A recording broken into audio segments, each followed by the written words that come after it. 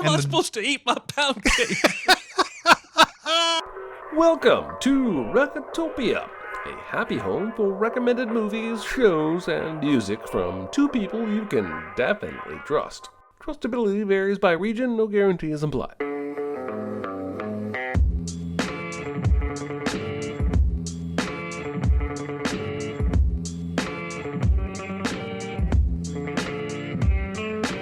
Now, here are your hosts, Chris Atkinson and Jeremy Scott. Malcolm, Jib, and Diggy don't play sports, and they aren't in a gang.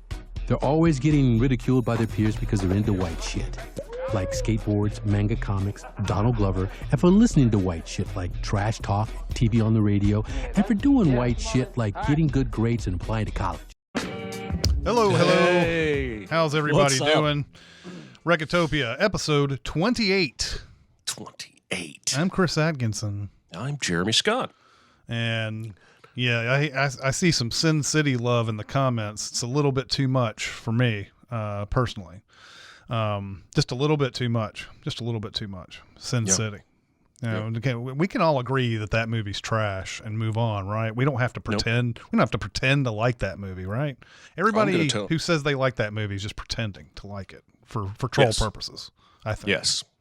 You know, I was reading, this is neither here nor there, but I was reading 2 days ago about a subreddit dedicated to the Arkham Batman games that has created this joke they've been doing for weeks and weeks, that there's an extra game called Arkham World that exists that they've played, and they've been playing it for a year, and the entire subreddit is in on this joke, and they just won't stop. And I kind of love it. That's amazing. I may need to see the origins of this and start reading from the top if I can. It may be hard to find the origins, but I'll send you a link later. Might be. But I love that idea. Like, you've created your own like troll world almost. Like, it's kind of insane. Yeah, it's awesome. All right. Well, today's big recommend is going to be dope. And hey, what are the small recommends? What do you got for me today? It's no big deal. Itty bitty living space. It's so small and light. It's small, it's tiny, it's petite, it's wee. Smickety small. All right, so I'm going to start out with The Princess. It's an HBO documentary that came out, I believe, June 30th. This is, without question, one of the best documentaries I have ever seen. Wow. And it made me angry. I grew up in the 80s. Princess Di, I knew she was a celebrity. I knew that the British media speculated on the royal family a lot. I knew the broad strokes of, speculation of an affair, then they separated. I did not know. I was too young to know exactly how bad it was, exactly how little freedom she had in any moment. There's a guy right outside my window. God damn, he scared me. It's my buck man. All right, so one of the reasons I love this documentary is that there's no narration. There's no modern day interviews with people connected to the story. There's basically not even any text on screen. It's literally just edited together archival footage that almost no one has ever seen. And it's edited together so cleverly, so well. There's an early scene where they're trying to get baby William, he's like 2, to look through the eyepiece of the VHS recorder camera that one of the news guys has. And he's got it down to the ground, and they get William up there. And then he looks into the eyepiece. The guy directing this movie got the footage from that tape inside that news camera. And it is a wall of paparazzi 3 feet away taking his picture. And he doesn't have to be heavy-handed with the editing because the footage does it for him. Like, there's a scene, once the Camilla Parker Bowles stuff starts speculating, there's footage of a hunt, and Charles is there, and Camilla is there, even though they aren't shown speaking to each other. But you also, at the same time, are hearing all kinds of audio, media panel show speculation, all kinds of news coverage. And then it shows the dogs tearing a rabbit apart to pieces. And if this was a movie where they were trying to underscore that the princess character is being torn to pieces by the media, and then they cut to footage of a rabbit being torn to pieces, that would be heavy-handed. But he doesn't have to do that. It's footage from their lives. There's a moment late after they've separated, because when they separate, they're like, well, hopefully you will leave us alone now and let our private lives be private. And they didn't. They stepped up their harassment of her. There's a shot of her stone wall at her new residence, and these guys are up on step ladders so they can take pictures over it. A few scenes later, they've built 2-story scaffolds. And there's guys up there just basically constantly filming her yard. She goes through the airport at one point and has to put a tennis racket in front of her face. She's got on glasses. And they are making her run into them. And they're being dicks. They're like, just let us get one picture and we'll stop. We just need one picture. And she said, no. And then a little girl runs up to her and hands her flowers. And she stops and bends down and speaks to the little girl and takes the flowers. And even in the midst of being shark food, she still stopped. And she still had this spirit about her that was so special. I was blown away by this documentary. I didn't know what it was when it started. I knew it was Princess Di, but I was expecting typical stuff, lots of drone footage of streets, narration. Yeah. And I love a documentary that just lets me see the footage and doesn't even need to really tell a story other than what's right there on the screen. And I don't want to diminish what we here in America did to Britney Spears and other famous people. But Princess Di had it 10 times worse. I just never knew how bad it was. And it was really eye-opening. It made me very, very angry. I ranted about it to my wife for like 30 minutes. It was unfair to her. It's on HBO. It's called The Princess. I think it's really moving and important, and I really loved it. So there you go. Yeah, I watched it after you recommended it earlier in the week. And the thing that I took out of it was just how many people think they know somebody just by having seen footage of things and heard somebody talk, or like they form all these opinions about things that they have no absolute clue about at all. And it doesn't matter whether or not these people are positive for Princess Di or negative for it. Right. Doesn't matter, because you can't. I'm sitting there going, like, everybody's like just saying this with like 100% conviction that they knew what she was thinking, what she was feeling, what all this, and nobody knows. Nobody can possibly know. And there was just a bunch of that, and that's what made me mad about it the most. Was that and we see this all the time. It doesn't matter what news story you see about any celebrity. It goes as far as, like we just had one this past summer with the Johnny Depp Amber Heard thing. Everybody just knows what happened there. Yeah. They just know.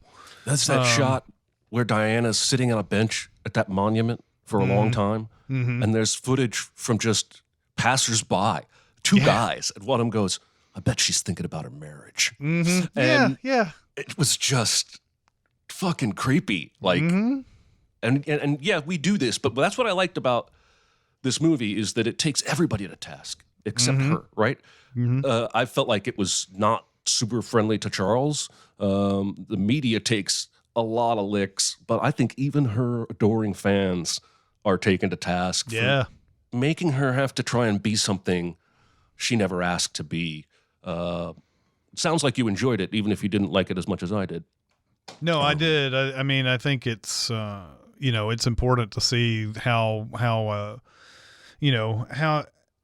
don't know. It's important to see how much famous people have to go through. I mean, we saw the same thing in the that Michael Jordan, the Bulls documentary. Yeah.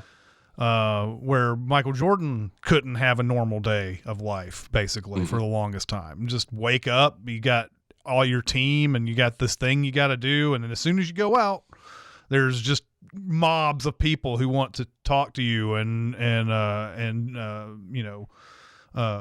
have their story, their Michael Jordan story or whatever. So, Yep.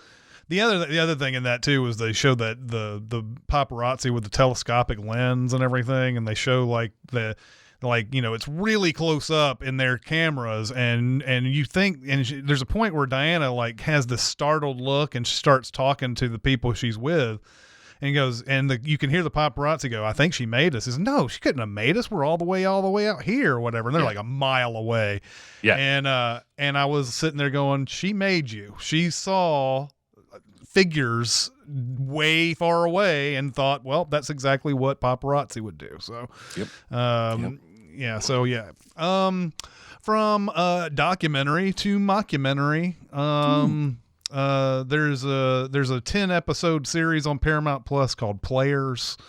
That made by the same people who did American Vandal. Now, if you go into this hoping for another American Vandal, you're going to be partially happy about that, because there is a lot of things about Players that's exactly like American Vandal. But I don't know if I've ever seen a mockumentary actually take some things like more seriously than normal.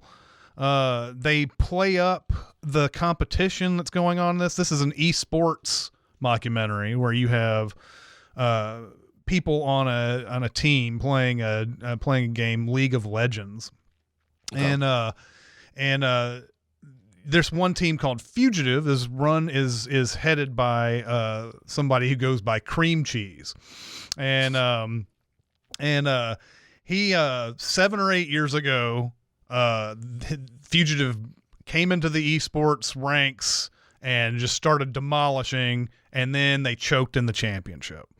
And at the end of it, Cream Cheese is he's like, we're going to go back, we're going to come back and we're going to win 5 or 6 or 7 championships. We're going to win them all or whatever. So fast forward to the present day, they haven't won any championships.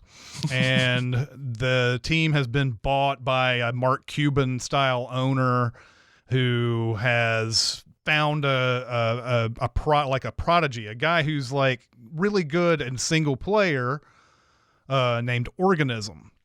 He wants Organism to be on the team. Now they have I don't know if it's a minor leagues or if it's an under team or a bunch of, I don't know what you would call that or whatever.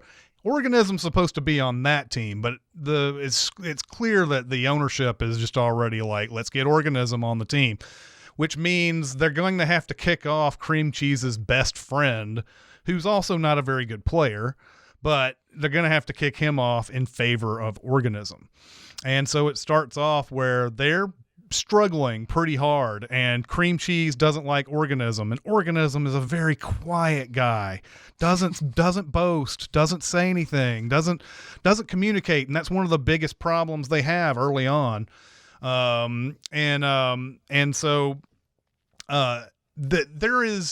There's a lot of American Vandal type stuff in here where when people are doing talking head stuff, there's just absurd jokes going on. There's a point where the coach, who used to be a player on the team, also a friend of Cream Cheese, says something like after a loss, I think that's like 2 out of 3. And so they lose one of the games and they go back to the locker room or whatever. And he goes, how many cannons were on that game that we just played? And people were like, what is he asking? What are these cannons? Who gives a fuck or whatever? And he's like, how many? And he starts going through all these little game things or whatever. And it's exact speech from Hoosiers, basically, where Gene Hackman's like measure the height of the basket and all that. And so it's that, but and then I think he kind of steps on the joke by saying, well, this was a speech from Hoosiers, but and I was like, oh man. But but there's the one part that I just keep coming back to for some reason. It's just funny to me the way it's delivered. Is like he's like Cream Cheese is talking about how he had to live with his buddy and his wife for a long time and sleep on their couch for like 3 years while he's trying to get good or whatever. And he's like, oh man, there was things on that couch. I probably can't even say what's on that couch. Like cum. Jesus. So it has a lot of like really funny things in it. It's just that if you're looking for American Vandal, where they're like constantly piling jokes upon jokes on it, you're not gonna like that too much. But I think you're going to enjoy the fact that there is that kind of humor in it, but it's also taking more of a, hey, this is a competition. This is kind of an underdog competition, or as close to underdog as we can come up with, and it's a lot of fun. So Players is on Paramount Plus. I highly recommend. Excellent. Excellent. All right. Well, I have probably talked about this movie before in past shows and podcasts. It's not The Founder. I will acknowledge to the listeners not that The Founder. Okay. I have somehow recommended The Founder twice on Recotopia in just 27 episodes. But this is Count of Monte Cristo, which is Jim Caviezel and Guy Pearce essentially are the main roles. I don't know if you ever read this book. Don't think I have. It is a classic piece of literature that I read in school. This is just a really solid movie that I think got lost to time. Perhaps because I could maybe do a research paper and find out. Maybe it came out in the shadow of a mega blockbuster, or maybe its trailers didn't actually show you what the movie was going to be about. But this is a pretty straightforward adaptation. Caviezel is a French first mate, basically, on a shipping boat. Guy Pearce is just a mate. He's not as important, or maybe they're equals when it starts. They end up shipwrecked on the island Napoleon's at, as you do, because Napoleon's been banished. That's when this takes place. And Napoleon gives him a letter to give to an old friend. And stupidly, he takes it. And when he gets back, he is basically arrested. And they open the letter, and it's got state secrets and, like, overthrow the government kind of bull crap, like the kind of thing Napoleon would probably send a letter like. And so he gets thrown in jail. And he's there to die. He doesn't get thrown into a regular jail. He gets thrown into Michael Wincott's jail, which is an island. It's like Alcatraz, only it's built down into the earth. The island juts up like a mountain out of the water. And this is the place where they send the prisoners they don't want to remember, they don't want to think about, because they are probably innocent, as he is told. And he befriends an old priest who lives in the cell next to him. And they start digging to dig a tunnel out, even though it's going to take years, and yada, yada. He gets out of prison. I don't want to spill all the details, but from there, he sets about on one of the most dedicated revenge sprees I have ever seen. I'm not even sure I can get on board with all of it. He sets about to humiliate and or kill everyone who had a hand in framing him for this crime, including his former best friend, Guy Pearce. Young Superman, Henry Cavill, is in this, playing Guy Pearce's son. And it's just really solid. I have a good time every time it's on, and I just don't think enough people have seen it, and if they have, they never talk about it. So there you go. Count 'em on the Cristo. I enjoyed it when I saw it I think I saw it in theaters when it came out. Really, when it comes to adaptations that have been done a million times, I get a little antsy because it's like, here we go again. Here's another one. But this was really good. I really liked it. I need to see it again. And it's one of those Kevin Reynolds movies that Kevin Costner somehow didn't take over. Yeah, weird. So strange. Also, over the weekend I saw and I had been recommended this several times, but the runtime was always tough to get around. But RRR. Oh my! I finally got to see that. I had a couple of buddies who wanted to see it, so we all went into my living room and watched RRR, and this movie is bonkers in all the right ways. It's just one of those. It's one of those movies where the action that pretty early on that you're in a movie that's like, it gives zero fucks about whether you think any of this is possible or not. It gives zero fucks whether or not, because so everything that happens in this is just insane, and delightful for it. If you can go all in with this type of action. And I might have an internal debate with myself as to why I would like something like RRR, but not like a ridiculous Fast and the Furious sequel, right? So it's like Fast and the Furious doesn't seem to do anything any different, but I still find there's a line that RRR crosses that makes it better and makes it more fun. But this movie is about a girl who gets abducted from a village, and these people, there are some people who volunteer to try to get her back. She gets abducted by English types, English colonial types, always fucking up the works in these movies, man. They abduct her ostensibly for slavery and everything. Her, I guess it's her older brother, and then or someone related, and a bunch of other people decide they're going to try to find her, but they have to concoct a plan, obviously, and it's going to take a really long time for them to do so. Meanwhile, the movie is also telling us the story of an officer who is an Indian officer in this mostly white English army or whatever, who wants to be promoted. He wants to become a special officer, and a lot of people are like, "Why are you doing this? You're kind of going against your people here."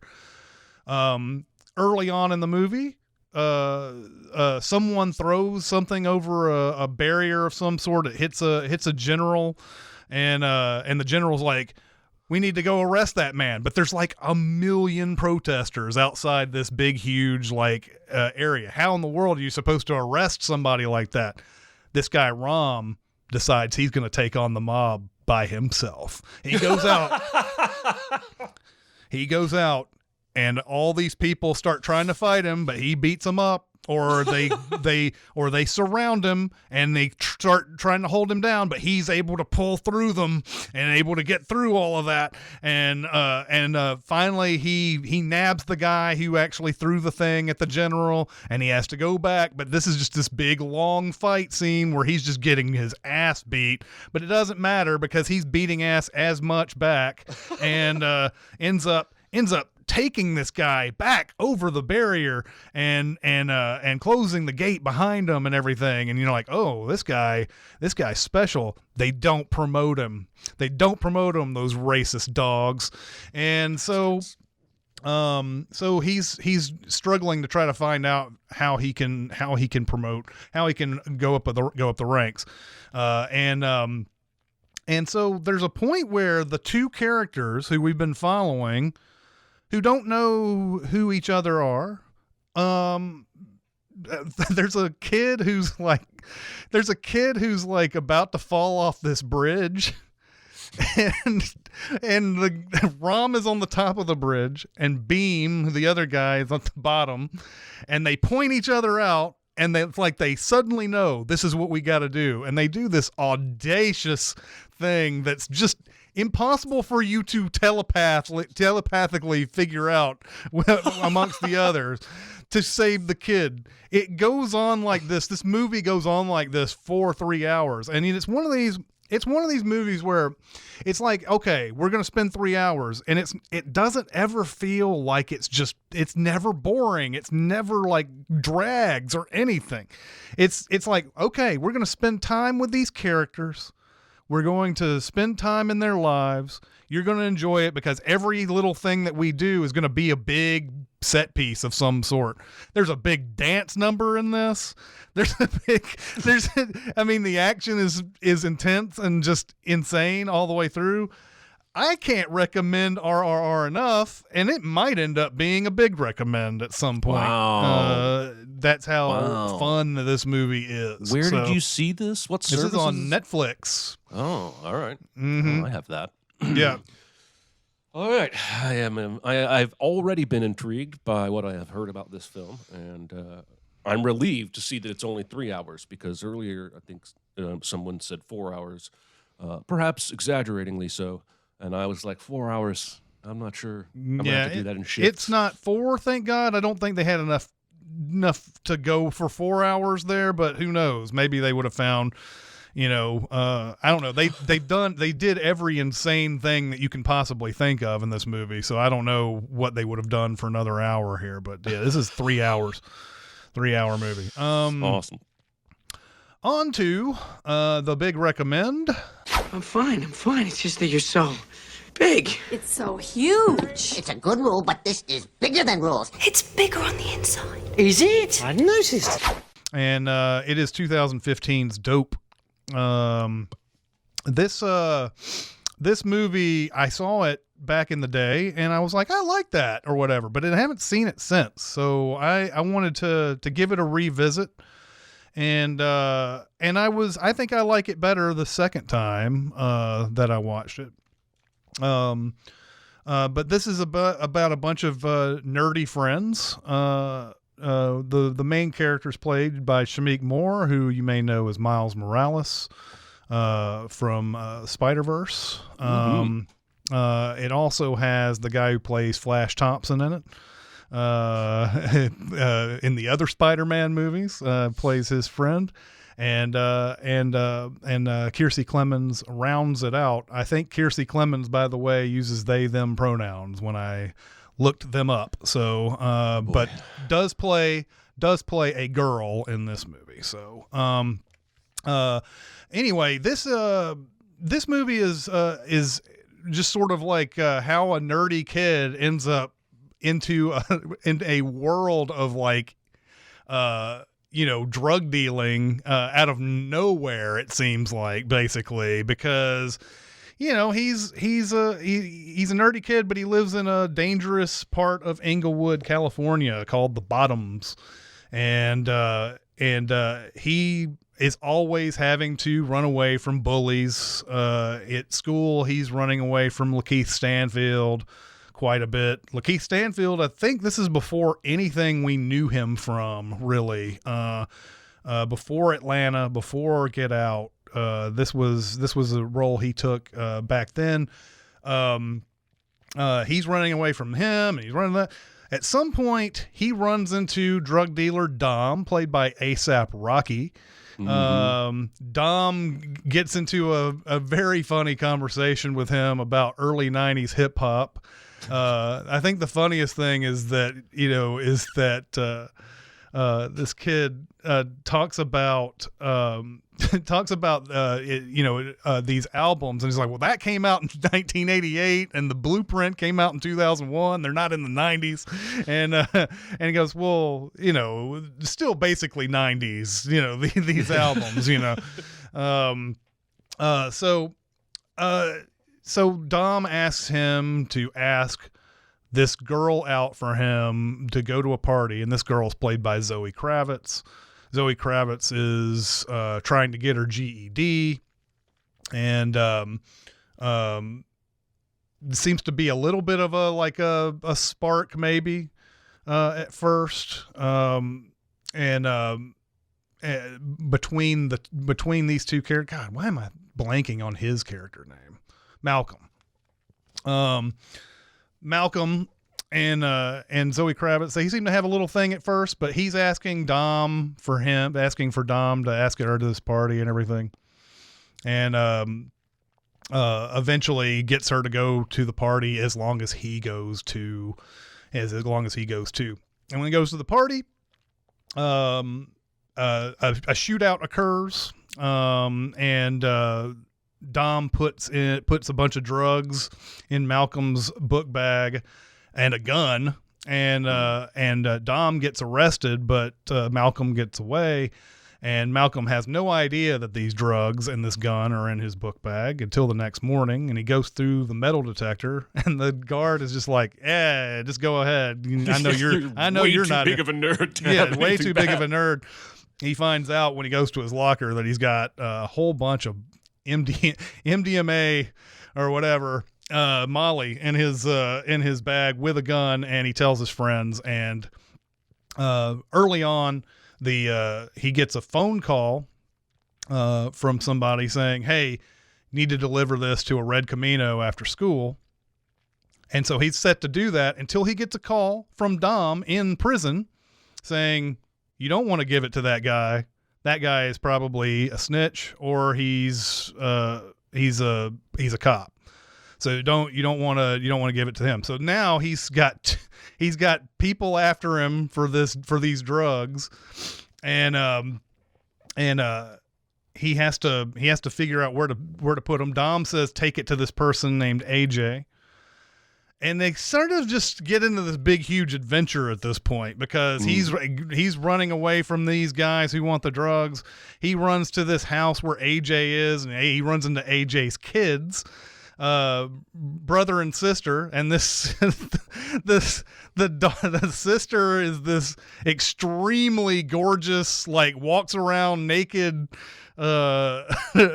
like seems to be on drugs already, but is about to get even more drugs. And the brother is like this like guy who's like a hip hop wannabe guy who wants to jam with them while they wait for AJ to come home. And this all culminates in him finally running into AJ and finding out that AJ is the guy that his counselor has set up an interview with, so that he can get into Harvard. And this is a Harvard legacy guy.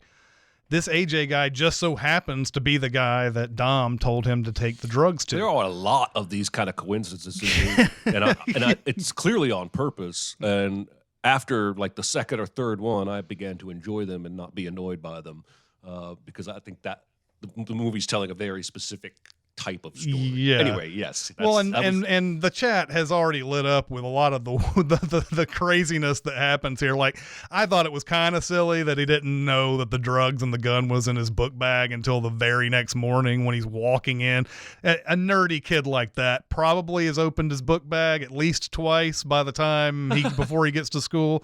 That type of thing. But whatever. You're not in for the critique. You're in for the ride, and that's pretty much what they've set up for you, But when he takes it to AJ, and at first he just thinks he has an interview with with this person named Jacoby. He just thinks it's an interview for Harvard.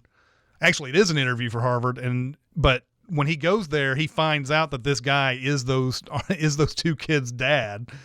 And Malcolm says, Dom told me to bring this to you. And AJ, very coolly, never acknowledges that that's his. Yeah. Never acknowledges anything about the bag, and just basically starts to turn it into a big metaphor about Amazon and Amazon delivering to the correct customers and keeping their reputation. And basically says, without saying it, if you're able to get these to the customers and make the money that you're supposed to make on it, I'll get you into Harvard if you do this.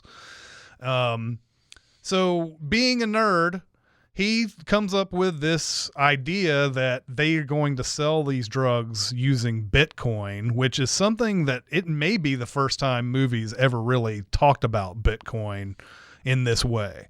In fact, apparently you could go watch this movie and use Bitcoin to pay for your ticket if you wanted to. back in the day. I did not realize this. That was sort of a fun thing that the people who made Dope did for this. But yes, it's using Bitcoin and using using the dark web to sell these drugs. And then of course there's a whole bunch of things that happen here that allow this to happen more expeditiously than normal. We talked about the hot sister that's at the house. There's a point where everybody who's in the house waiting for AJ go out to get food while Malcolm and this girl stay at the house, and this girl immediately seduces Malcolm. And it looks like they're about to have sex, but she has, much like Uma Thurman in Pulp Fiction, has stumbled on a brick of this ecstasy and is already snorting it and is like just absolutely out of her mind. I think Chanel Iman does a great job in this, by the way. I mean, it's easy to say that she's a model, she's just playing, naked girl or whatever, but man, there's so many things that she does in this that are they're just hilarious. Her body movements are hilarious in this, especially when Malcolm says, I'm going to be late for the interview, and she goes, well, I'll take you, and she's like she's just completely fucked up, and she's like, yeah, I got a car, and she just like leans up against this wall and slams her head up against it, and you're like, there's no way you would drive with anybody who acts like this. She goes out, they're driving out there, and she falls asleep at the wheel, and then Malcolm like tries to wake her up, and she thinks she's somewhere else. She has to pee. She runs out in the middle of the fucking road to a place, by the way, a great Starbucks parody, a $7 coffee. It goes over and starts peeing in front of everybody. And of course, it becomes a huge viral sensation. How am I supposed to eat my pound cake? Yes. Yes. Of course, there's a guy who's getting interviewed about it. God. And the drugs she's on become known more as Lily instead of Molly, and people are looking for their fix of Lily, not Molly. And this ultimately comes to they trying to figure out how they can sell a lot of this. They enlist their buddy from band camp, played by Blake Anderson. I can't remember his name in the movie. Blake Anderson from Workaholics. Let me see. He's playing Will Sherwood. Now Will is a white guy who wants to say the N-word. He wants to say it a lot. Yep. And he's asking why he can't say it, and they can call him that, and so on and so forth. There's that debate that goes on in this. Kiersey Clemens makes sure to slap him every time he does say it. But he is a hacker. He's the guy who's going to get into the computer systems, and he's going to use the dark web, and he's going to be able to set up a lot of things for them. While they've got this very convenient classroom that is never used, by the way, at the school, that they can use it's like a Google Science thing or whatever that they've joined, and there's a computer lab that they can go into that nobody ever uses. Nobody, not even one person ever uses. Yep. That they can do all this computer shit with the drugs and everything. So he helps them out. And this becomes this big, huge thing, finally culminating in a big party where they play as their band, Oreo.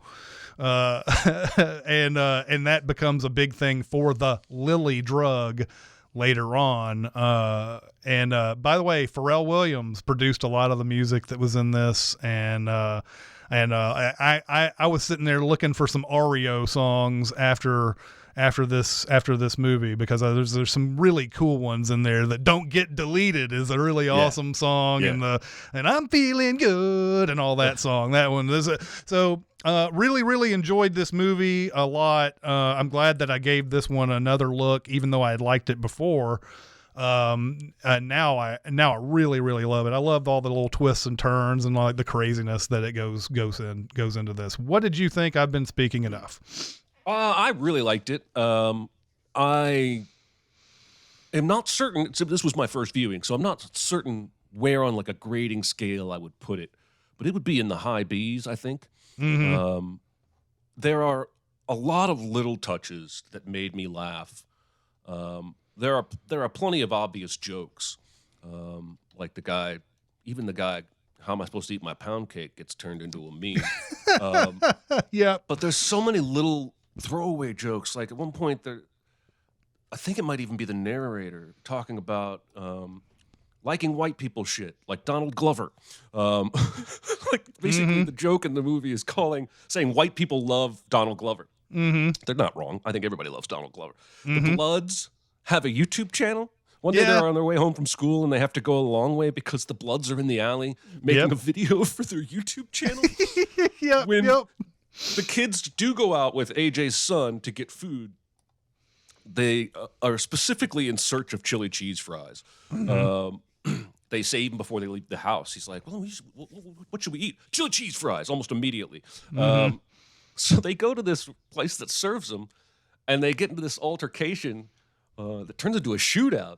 And the two friends of Malcolm hop the counter and go back and are diving out the drive-through window to get away from the shootout in the restaurant. And the dude goes back for the chili cheese fries. He sees the food sitting there on the counter, and he comes back in the window to grab it. You don't ever see them eat the cheese fries. Just little touches like that.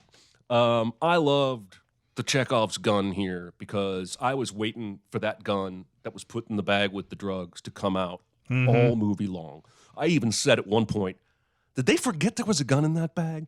And they did not. No, not Malcolm even in this pulls one scene where you swear at some point he's just going to be like, take the gun out so that he doesn't go through the security thing with it. But when he goes through the security thing, the second one that's not a big deal, they just let him go on or whatever. He's had that gun in his bag the whole time. Yeah. Oh yeah. And then he pulls it on Lakeith Stanfield's crew near the end to basically end that particular bullying relationship forever, because we see him in a montage at the end, like tipping his cap to Malcolm when he walks by him in the school. I actually would have preferred the movie to end right after his speech to Harvard, which is filmed in several locations. And then it cuts to him on the street, and he says, why do I want to go to Harvard? If I was white, you wouldn't even have to ask me that. Yeah. And I think, bam, that's the ending. Instead, we get kind of a miniature Return of the King, kind of like we have to tie off every loose end, and it's not bad stuff. I don't just enjoy those scenes. Yeah. But that's where I thought the movie was going to end, and then it kept going a little bit. And there's no reason that they couldn't do all that prom Six Flags stuff before that big scene. There's no reason why they couldn't do that. That's why it's I was sitting there going, when you had that in your notes, I was sitting there going, yeah, that would have been a better ending, but is there anything they could have done? And well, really, honestly, yeah, they could have just put that at the end instead of putting all the other stuff in there. They could have even put the part where he gets the Harvard letter at the end, like in the credits or something, if they wanted to, or like at the, like right after he says that, it goes to directed by or whatever, and then it goes right back to him getting accepted or whatever. Like, you know, that getting accepted thing could have been in the credits, but I don't know. You don't even really need to show the acceptance at the end. You're already keeping it somewhat ambivalent at the end, because you see him smile, but you still don't know whether or not that really means yes or no or whatever. He might be like smiling like, oh, that's typical, you know, oh, I didn't get in. That's typical. And he just smiles because of it. So you don't know. No. But I agree with you. I think it should have ended with that speech, because that would have been the powerful way to end it. I really loved Kiersey Clemons in this movie. There's a line where somebody says it's like a game of whack-a-mole. And Kiersey goes, wait, what the fuck is whack-a-mole? And it was just the perfect delivery, but also it's one of those jokes that you instantly realize, oh yeah, that person probably has no clue what whack-a-mole is. It's not an everyday reference for the younger generations. Yeah. Yeah, I laughed a lot. I will definitely be watching this again sometime, and I'm really glad that I got to see it. Well, and they also the part where they they Cinemasins that dude, that hip hop guy's music, because he calls cereal burial, and where What's he's burial? yeah, where he doesn't want to say C words, and the guy's like, but you're able to say crab, no problem. Like, what's the deal with that? And she goes, I would have thought the hard C would have been an it. But no. But nah. she's like, I think the hard C would have been a big deal, but nah. Yeah, this movie is a whole lot of fun. It's there's a reason why I put it in the big recommend, and I'm glad that I got to see it again, and hope everybody else out there enjoyed it. I do believe the chat largely enjoyed it. Yeah, from looks what I like could it. Tell. Mm-hmm. It falls to me now to deliver a surprise double feature. Surprise double feature. Be very, very quiet. Secret? What secret? Our dirty little secret. I tell you something I've never told anyone. And I just want to implore everybody to watch the movie Fresh that we discussed on an earlier episode of this show, Mm-hmm. because Fresh would be an excellent double feature for this film. Dope and fresh. Dope and fresh. But they both involve a young person getting wrapped up in the world of drugs and then basically getting one over on their drug world superiors. But I can't do that one. We've already talked about that. I thought often throughout this movie about the movie Good Boys and the movie Easy A. Okay. Just because there was a lot of that fish out of water, high school, young kid adventure type stuff. But your double feature today is going to be the movie Go. I was thinking about this movie as well during this. Yeah. That's awesome. There's so many parallels between this movie and Go in terms of the tone, in terms of some wild coincidences that make the adventure propel forward, in terms of young people dabbling in the world of drugs, where they have no business being and getting on wild adventures with criminals. Yeah. I think I love Go. I like Go more than Swingers. Even Same though here. I think Swingers has more of a cult following. I don't think as many people have even seen Go, to be honest. Probably not. But it's great. And I couldn't stop thinking about Go from almost about 30 minutes in to Dope. And I just think they would pair really well together as the same kind of romping adventure into crime.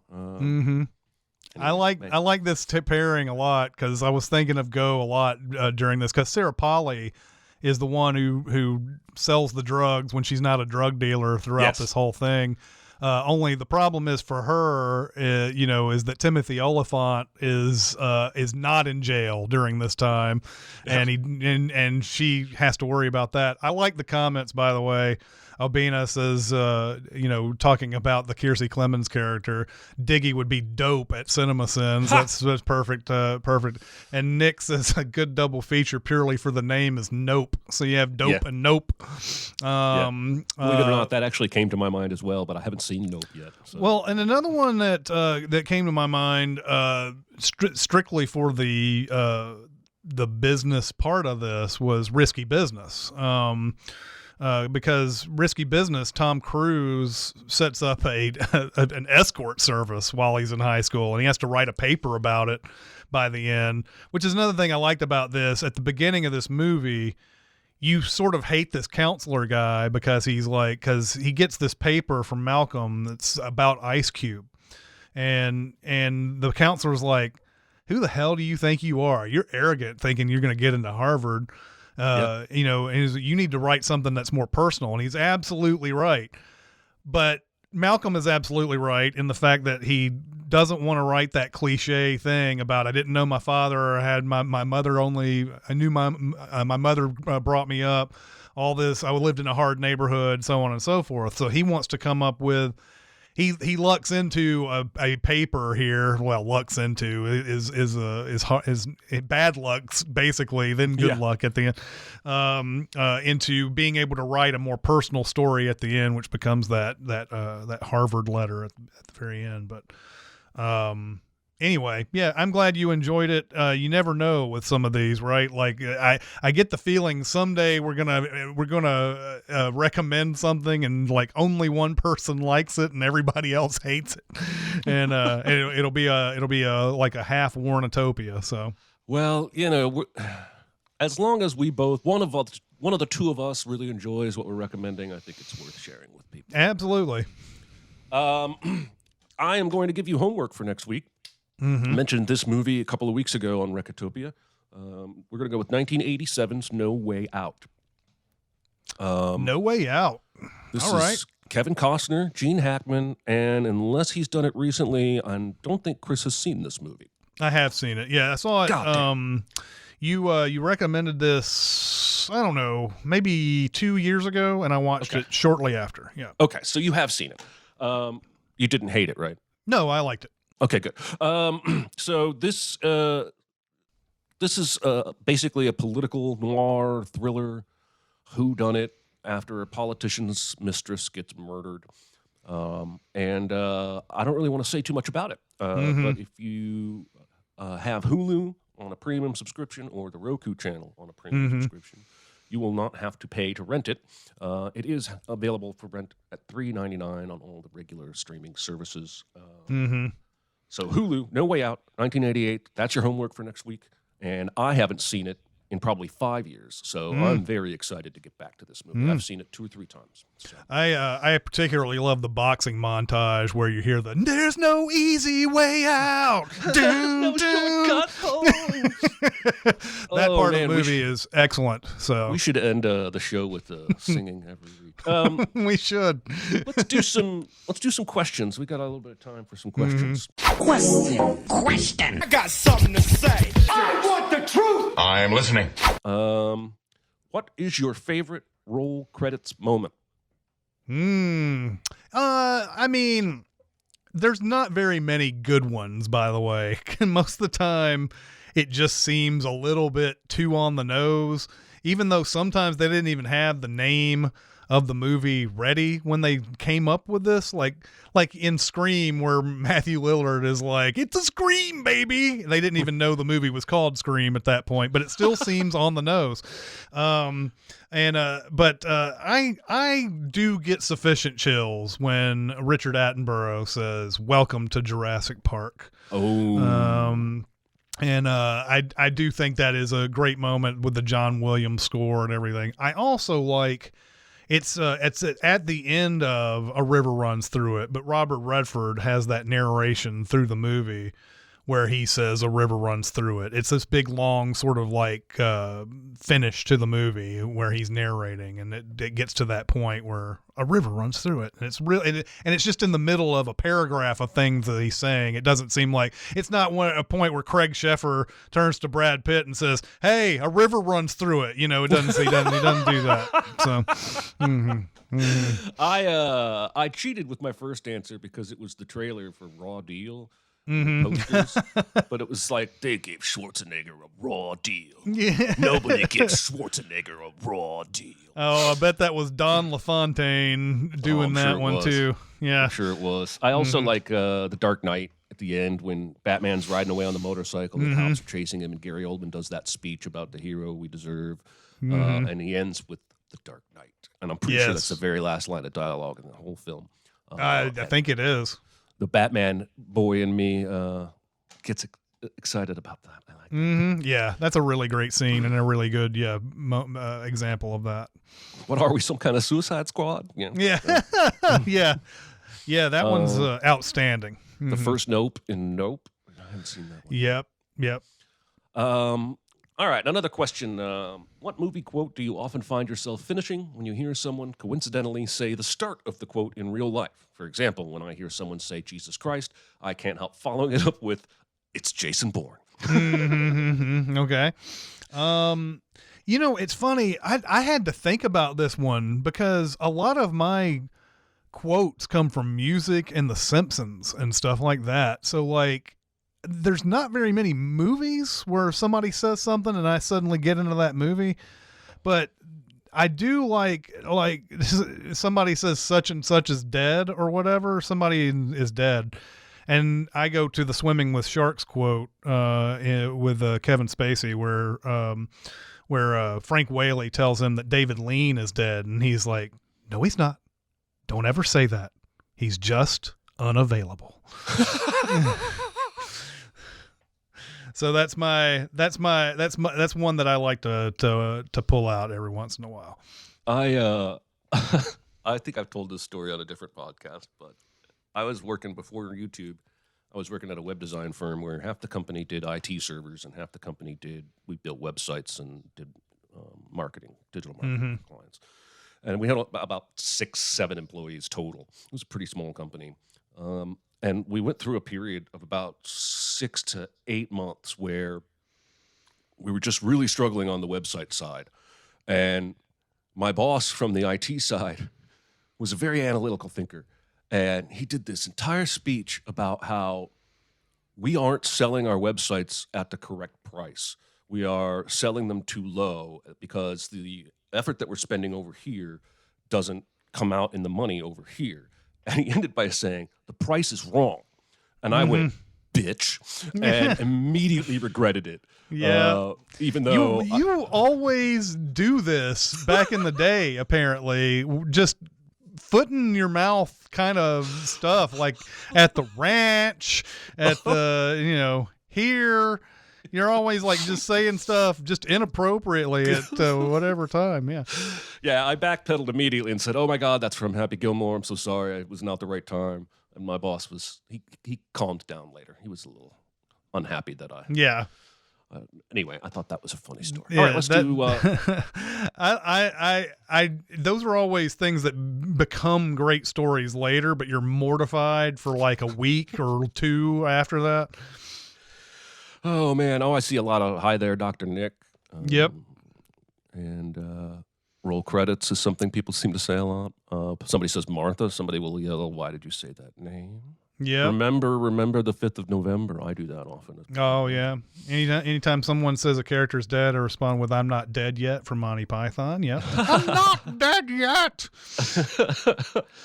All right, let's do one more quick one and then we'll wrap it up. All right. What is a movie cameo that has aged poorly?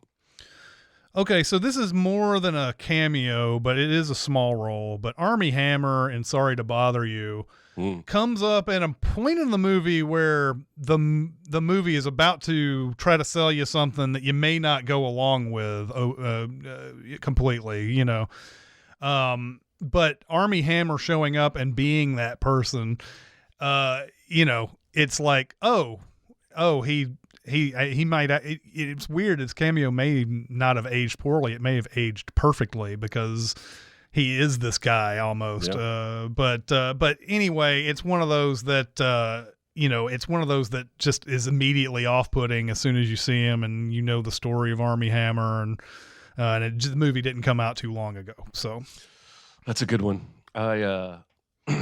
I convinced Jonathan to watch The Faculty last week, or rewatch it. He'd seen it before, I think. And Harry Knowles is in that from Ain't It Cool News, who during the Me Too era was sort of accused by several people of inappropriate behavior. And then anything with R. Kelly, he's in Snakes on a Plane as an uncredited passenger on the plane. And yeah, I mean, there are plenty of names like him, Bill Cosby, anything Bill Cosby, but I don't think Bill Cosby did a bunch of cameos. He was usually the main player. I'm seeing Trump in Home Alone 2. Yep. Nixon. Kevin Spacey and Baby Driver, although it's a little bit more than a cameo. Same thing with O.J. Simpson in the Naked Gun movies. Yep. Same thing. Yeah. Absolutely. Especially since O.J. Simpson did show up in Naked Gun 33 1/3 the year of all the O.J. Simpson stuff. So Right. Okay. All right, guys. Thank you so much, chat, for showing up once again to watch us for an hour. So happy that you come here week after week. Next week is No Way Out, and I'll be looking forward to revisiting that. So I guess we'll see you guys. See you. Bye. Bye. Be a part of the live show by being a member of the Sin Club at Patreon at patreon.com/cinemasins. Chat with us on the Cinemasins Discord at discord.gg/cinemasins or Cinemasins Twitter at Cinemasins, and email any comments or questions to Recotopia at cinemasins.com. That's RECOTOPIA at cinemasins.com.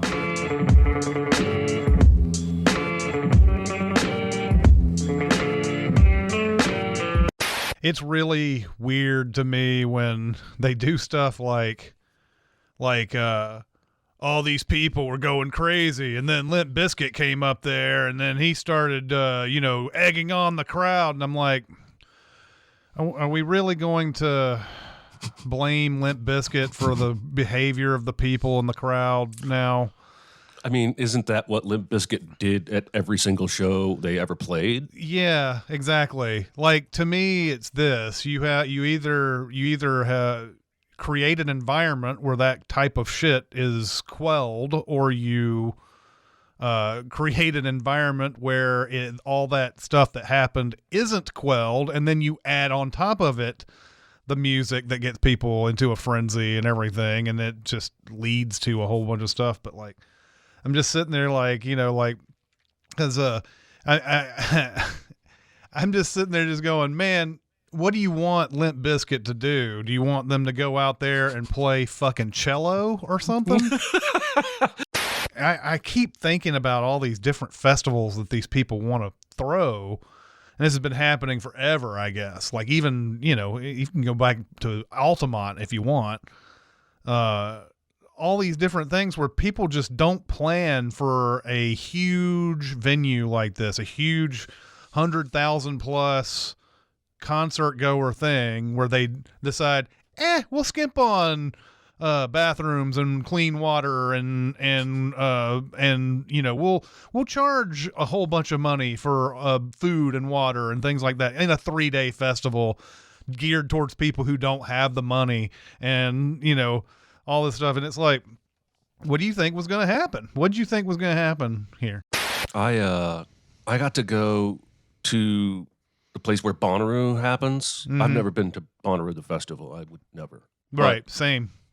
I was doing a gig for, before we got into YouTube, I was doing a gig for a company that did work with Bonnaroo. Mm-hmm. So I got to go out there and walk around the grounds, and they got all kinds of stuff, not only to keep you distracted, but they have like a 3-story fountain with dozens of spouts that you can just go stand under and just basically take a shower to stay cold. And I mean, yeah, it is like, I think that's why Bonnaroo has been successful for as long as it has, is that they didn't open the festival as a money grab. They kind of thought about what it needed to be. And yeah, like I'm fascinated by the scammy ones now, like the Fire Fest. Yeah. And this thing that just came to Nashville, this Taco Fest, it was held at Nissan Stadium, and the food was tacos created with ingredients from the concession stands at the stadium, and super expensive beer, and you had to pay to even get in. And everybody was complaining about it, but on the Nashville subreddit, there was a dude like 3 weeks ahead of time that warned everybody and did all this research and says, this guy changes the name of his company and changes the name of this festival, and he goes city to city, and he just make bank selling people shitty tacos. He's the monorail guy. I was even reading that the Tomato Festival in East Nashville has been like corporatized, bought by some corporation. So there's like almost no actual tomatoes anymore. It's just all shit to sell. And like when it opened, there were like dozens of tomato vendors with all these different varieties, like the very first tomato festival. And somewhere in the last few years, somebody with money bought it and I guess watered down the whole concept. I don't really understand. I guess it works because people keep doing it, but I don't understand this cutting the cost so much that we're going to make everybody miserable and we're going to profit off of that. And I can't, like, it seems like to me, it behooves you to give the great experience, and potentially even lose money if you have to. Yeah. And then your next year, that's what you got to think about. The next year, everybody comes out of that going, that was great, that was fantastic, and you get more the next year, and you find ways to make money, not cut costs. Yeah. And make money that doesn't involve charging $4 for a water, that type of thing. I saw a post. I don't know if it's true. It's just a post on Reddit. Mm-hmm. I saw a post of a guy who said he lived in Green Hills. That's your first mistake. In an apartment complex that doesn't have any amenities. And they just got bought by a new company 2 months ago. Apparently it's a notorious company. And they got a notice that their rent was going up 90%. Damn. From like $1,000 to $1,900. And he went to the office to ask the new management guy, what's up with that? And the guy was like, oh, well, we're putting all new stainless steel appliances in the works. And so he asked to see an example, and the dude walked him over to his own apartment, which did not have stainless steel. It had like a black glass top stove. And the guy was saying stainless steel. Like, it's just everything in this, at least in this area, seems to be getting bought by rich people with no interest in any service whatsoever. Yeah. And just squeezing out. It's like what's happening with this HBO Max shit, man. This Discovery bought it, but they have like a couple $1 billion in debt. So the very first thing this guy started doing was he started axing all these HBO Max shows before they reached a point where he would have to pay residuals. That's a dick move. Yeah. And then he started cutting shows so that they wouldn't have to pay the licensing fee to air them anymore. And it's all just like this write down in some kind of gobbledygook tax speak where all he's trying to do is increase the bottom line, and it doesn't matter. Nothing matters. Yeah. He's going to cut whatever he has to cut to get there. I can't imagine working on a show that had a season on HBO Max and now it's gone forever. You can't even show that to try and get another job. Yeah. It doesn't exist. Right. And it's the same thing I never understood about the theater chains, especially like, when we'd work at Regal, and our theater had 4 concession stands, and for a while there, back in 1999, they were running 3 of them at least. I don't know if all 4 got done. Maybe all 4 got done at one point, but then they started just, we'll just chop this one down, and we'll chop this one down, and we'll chop this one down, and eventually you just have one. And to them, they're looking at, okay, we paid the employees this amount, we got this amount in concessions, we're good.